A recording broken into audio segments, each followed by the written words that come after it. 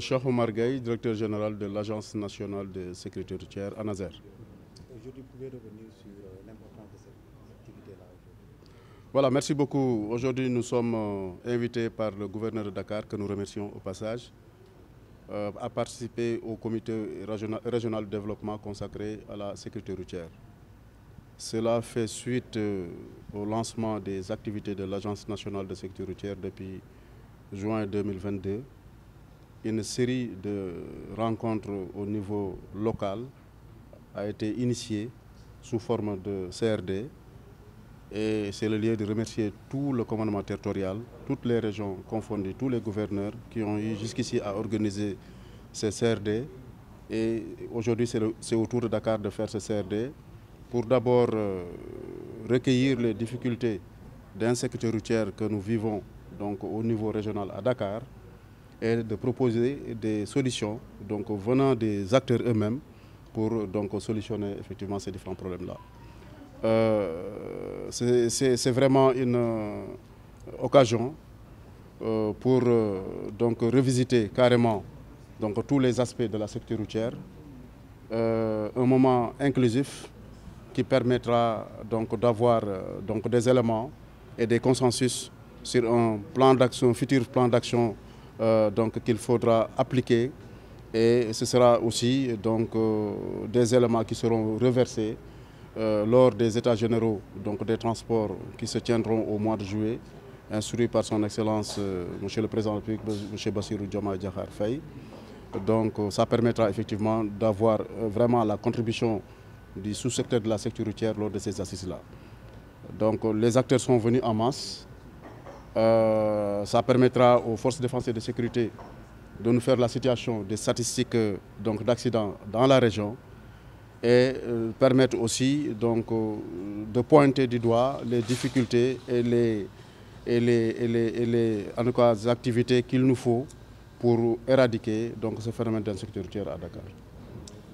Vous l'avez dit, l'insécurité, on l'a constaté depuis un certain temps, malgré les mesures qui ont été prises, même avec le régime sortant, la recrudescence des accidents, monsieur le directeur. Qu'est-ce qui bloque? Où se situe réellement le problème? Qu'est-ce qui bloque? Le problème, l'accident, on l'a dit, c'est toujours donc un phénomène imprévisible, il faut le dire. Mais quand même, sur certaines activités qui peuvent être évitées, si on vraiment travaille sur certaines activités qui permettront en tout cas de juguler la négligence humaine. Quand on parle d'excès de vitesse, ça c'est l'individu qui fait l'excès de vitesse, donc c'est de la négligence. Quand on parle de conduire en état d'ébriété, c'est l'individu qui se met dans cet état-là. Quand on parle donc de conduire en utilisant le téléphone au volant, c'est des éléments qu'on peut éviter et qui peuvent donner des chances, en tout cas, d'éviter certains accidents. Si les prescriptions, les dispositions du code de la route sont vraiment respectées, je pense qu'on peut avoir des chances pour réduire donc, le nombre d'accidents ou le nombre de décès. Il ne faut pas se tromper, il ne faut pas se leurrer, il y aura toujours des accidents. Dans le monde, je l'avais dit, l'objectif de la première décennie, c'était de réduire de moitié les blessés graves et les tués sur les routes à l'horizon de 2020, donc 2011-2020. L'objectif n'a jamais été atteint par aucun pays au monde. C'est pourquoi la communauté internationale, à travers l'Organisation des Nations Unies, a déclaré à Stockholm en 2021 une nouvelle décennie, 2021-2030, pour donc, reconfirmer encore cet objectif de réduction. Ça veut dire que donc il y aura toujours des accidents, mais on peut toujours s'améliorer sur ce facteur humain, sur les négligences humaines. Et en quoi faisant, c'est d'abord de renforcer le contrôle routier, d'appliquer le binôme contrôle-sanction, mais aussi de faire des opérations de formation, de renforcement de capacité, d'éducation et de sensibilisation à la sécurité routière.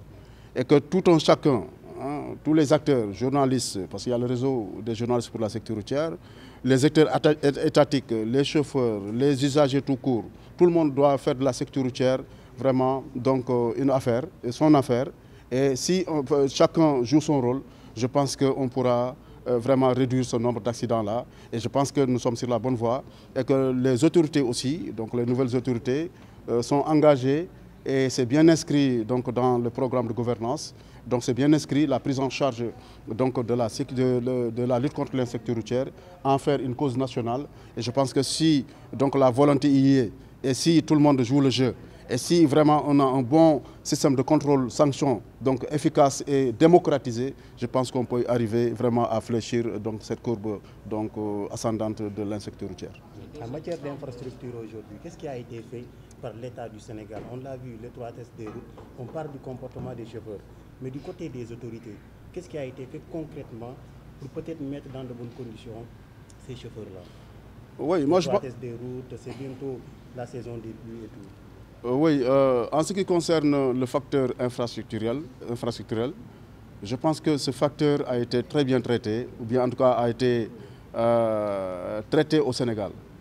Si on regarde les 10 dernières années, ou bien les 10 dernières années donc, dans notre pays, quoi qu'on puisse dire, nous avons un bon développement du réseau routier national, avec vraiment un réseau en bon et moyen état de plus de 86%. Quoi qu'on puisse dire. Les gens parlent souvent d'étroitesse de la route. Les routes au Sénégal sont construites en respectant les normes édictées par la communauté internationale. Ça veut dire 7 mètres, donc 3,50 m par voie. 3,50 m, ça fait 7 mètres de route, avec 1 mètre en accotement gauche et droite. C'est ce qui est respecté au niveau du Sénégal. La longueur, en fait, la largeur d'un véhicule, quel que soit son type, ne peut pas dépasser 2,55 m. Donc, si deux véhicules font 2,55 m, ça fait 5 mètres au moins. Donc, il va rester au moins 2 mètres entre les deux véhicules. Si les gens vraiment s'arrangent à faire des collisions, ça veut dire effectivement qu'il y a quelque chose à regarder au niveau comportemental.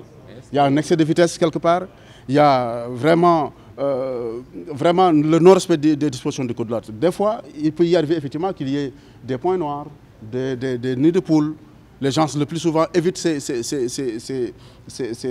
difficultés-là et entrer en collision avec d'autres véhicules.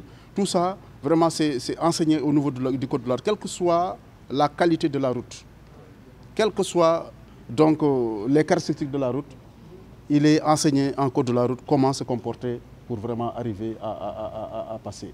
Donc, en direction donc, de la saison des pluies qui s'annonce et en direction de la Tabaski qui s'annonce, nous appelons donc les automobilistes en général et aux chauffeurs professionnels donc, au respect scrupuleux des dispositions du code de la route.